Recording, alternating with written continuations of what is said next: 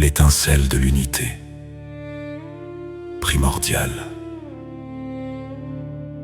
Une étincelle unique déchire soudain le voile de l'immobilité millénaire. Le un se dresse solitaire et majestueux, comme un pilier de feu reliant la terre aux étoiles. C'est l'instant héroïque du jaillissement, le moment sacré où l'intention se transforme en action. Il est le souverain de l'origine, le moteur immobile de tout ce qui respire et de tout ce qui aspire à l'être. Le commencement et le fondement de toute clarté. Le un, issu du latin unus, désigne ce qui est entier, solide et indivisible. Mais tournons-nous vers le grec mona, la monade, cette unité fondamentale qui porte en elle sa propre loi.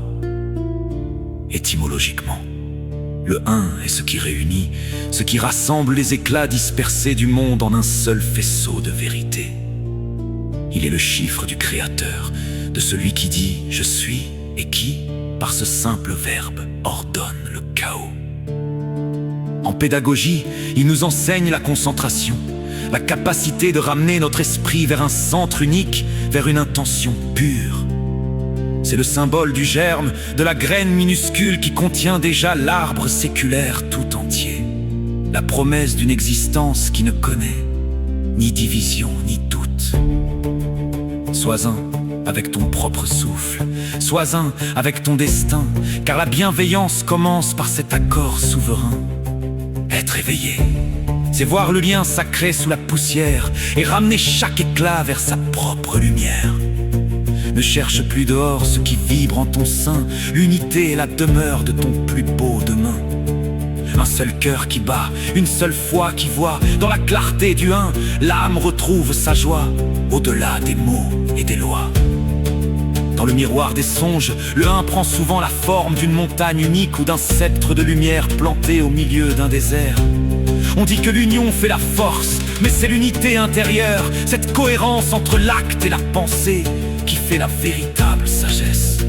Il représente la conscience qui s'éveille enfin et se reconnaît comme le centre vivant de son univers. Le un est la racine indestructible, sans lui, le deux n'est qu'une déchirure. Il est le point fixe dans le tourbillon des jours, la certitude immuable qui nous permet de marcher droit. Il n'y a rien de tel que de goûter ses crêpes, il n'y a rien de tel que de guetter ses crêpes. Rions de l'unité quand elle se fait gourmande, car dans l'humour joyeux, la sagesse est toujours plus grande. L'étincelle demeure au sommet de notre conscience. Le un n'est plus seul, il est devenu le monde. L'unité est la demeure de la paix.